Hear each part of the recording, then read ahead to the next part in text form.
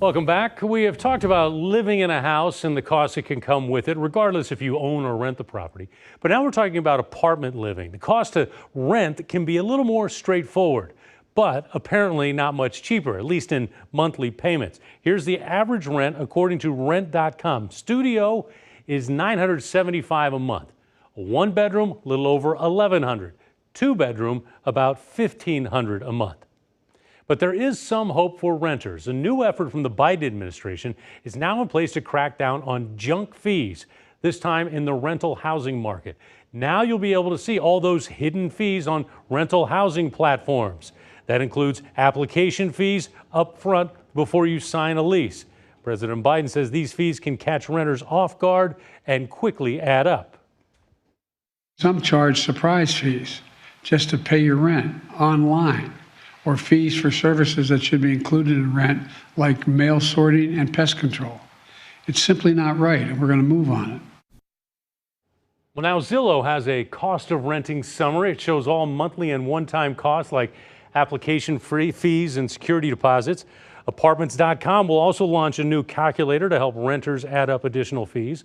And a platform that focuses on affordable housing plans to require owners to disclose all refundable and non-refundable fees. Well, finding an affordable apartment can be hard enough for many people, but it's even tougher for adults who have some sort of developmental disability. In fact, number of chronically homeless people, which includes those with disabilities, has increased by 16% between 2020 and 2022. That's because those who aren't able to work full-time, their monthly Social Security payment isn't enough to cover all of their living expenses. Fortunately, there are places trying to help them. One of them is called Sheltering Tree. Joining us now is Denise Geringer. She's Executive Director of Sheltering Tree, and Beth Ferree is Director of Advancement. Thanks, guys, for being in here today and coming in. I want to ask right now, how hard is it for adults with special challenges to find a place where they can live on their own? It's very difficult for adults with developmental disabilities to find a place to live. So many barriers in their way, but oftentimes they don't have the supports that they need to live successfully as an independent occupant of an apartment. Such as what kind of supports? Well, for Sheltering Tree, we are apartment communities that have amenities that are attractive to adults with developmental disabilities. Many of our tenants do receive supports from DHHS through their waiver services for their activities of daily living, but there's other peripheral, so to speak, things that help support them. So for instance, we have live on-site tenant assistants who are there in case of emergencies. They function similarly to a dorm RA, where they create community and make sure that everyone feels like they belong and that they have a part in the wider group. We have a very vibrant and robust activities calendar, so our tenants have many opportunities to connect and be enriched in their downtime, and several other safety features help with communicating their needs to management or when they need repairs and so forth. Now, there's a statement on your website, and I love this. Beth, I want to read it. It says, living in a Sheltering Tree apartment complex means acceptance and connectedness. It means a place where our friends who have developmental disabilities are not judged, and they can always feel like an integral part of our community. How critical, Beth, is that sense of self-support for the resident? It is. It's vital to what we're trying to achieve, but what they want. And I have learned that just in the short time that I've been with Sheltering Tree, that they want to feel like they can do all of this on their own. So when they're coming to us, they're bringing their independence with them, and they're deciding the things that they need. But then coming in and meeting their peers and connecting with them. One of the tenants was just telling me a story the other day that when he gets home from work, the best part of his day is actually walking in and everybody, it's kind of like Norm on Cheers, everybody yells his name and he loves it. And they all come out and eat dinner together. That's just really important to them. And y'all are expanding. I mean, tell me, how many locations do you have now? You have 2? We do. And you're building now, I know, in Papillion. We are. So our first location is located in Bellevue. and is just about 9 years old in September. Our second location is in Benson, and our third location that's under construction right now is in Papillion, and we hope to occupy that very soon, within the next month or so. Right, and you have plans for one near Elkhorn, is that right? We do. Plans are underway for same build that we're building in Papillion at 180th and Ida, where we were gifted some land for this purpose. And the one in Papillion is next to Shadow Lake Town Mall.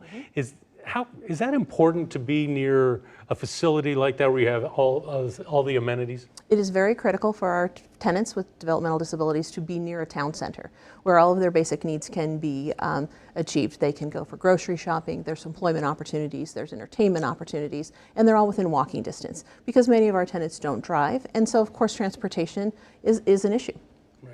Is there a specific type of potential resident who can live at Sheltering Tree? I mean, is there a certain level of independence they must already have? Well, we call it bring your own independence. So if you have this, you know the supports that you need. You design them based on what you need to be successful living in an apartment. And with those supports, you are successful living in an apartment. So we don't provide any direct supports within the units. The apartments are all for our tenants particularly, and then they bring whatever supports that they need with them, which allows them to choose whatever agency they'd like to work with, build a package of supports from friends, family, agencies, DHHS. And what kind of apartments are we talking about? Are these just typical, normal apartments, or have they been modified at all? Do they need to be? They have modifications if needed, so we would certainly make accommodations as people come in. They're just individualized, but they're really nice apartments. I mean, I'm jealous of a couple and how they decorate, but they're nicely sized rooms. They all they're pretty typical of a regular apartment. And Beth, if someone's watching and they want, what should they do if they need help? Should they contact you? How do they get in touch? We on our website we have a lot of frequently asked questions. We have a number you can reach out to, and either of us would respond quickly and just let you know what are the first steps. And really, it's just getting on the list so we can answer some questions because it follows a first come first serve with fair housing. So. And Denise, I mean, what about costs? I mean, are they affordable? And does this fall under the affordable housing? Most definitely. So Sheltering Tree's four main values are affordability, safety, community connectedness, and self-determination. And affordability is key. Most of our friends are only able to work a part-time job or they receive supplemental security income. And that does not allow them, listening to your earlier statistics, they don't receive enough in their supplemental security income to pay for a single unit market apartment. So this allows them to bring with them a housing voucher. So they are using subsidized housing vouchers, which then allows them to pay a third of their income as their rent. So they can afford to live and eat. And survive. And survive. Right. And if someone's watching and they want to help your mission, how can they do that? Well, of course, we're always raising funds because that is part and parcel of what nonprofits do. Right. But we also have a lot of volunteers that come and share their talents with our tenants.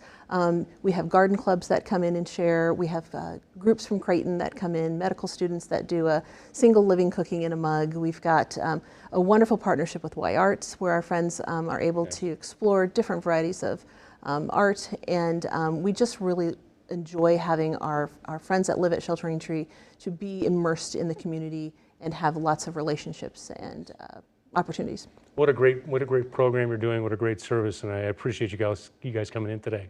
Thank you. Thank you. You bet. Well, big things are happening across the river. We're going to take a look at a rare opportunity to build affordable housing, helping hundreds of residents. You'll see a project and hear from city officials in Council Bluffs when we come back. First, if you had challenges finding a good, safe, affordable place to live, any places or programs you'd like to share with others, let me know. Send an email, news@ketv.com. We read all of them. And we'll be right back.